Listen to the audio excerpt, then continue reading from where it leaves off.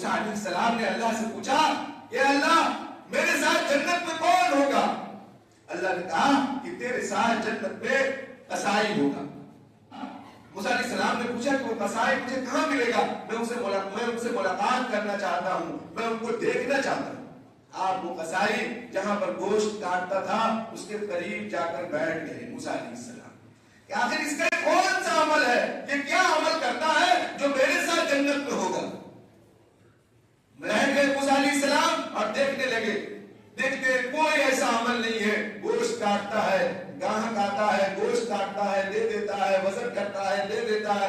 कोई ऐसे 2 घंटे 3 घंटे बीत गए, कोई ऐसा अमल नहीं है। मूसा अलैहिस्सलाम ने कहा कि कुछ तो है। तो जब वो जाने लगा दुकान बंद करके, तो उसने गोश्त के नरम नरम हल्के गोश्त काटे, उसको अपने साथ लिया। लेने के बाद जब जाने लगे, मूसा अलैहिस्सलाम ने उस कसाई से कहा कि क्या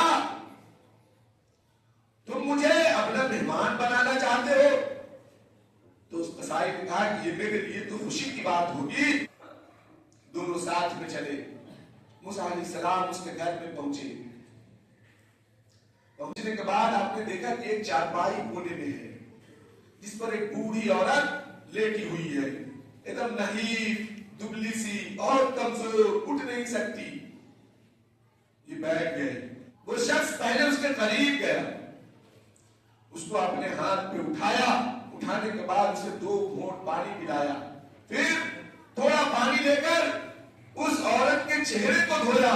धोने के बाद उसने अपने गमछे से या तौलिए से उसके चेहरे को साफ किया। फिर उसको उस जगह पे लेटा दिया। फिर उसके बाद उसने गोश्त बनाया।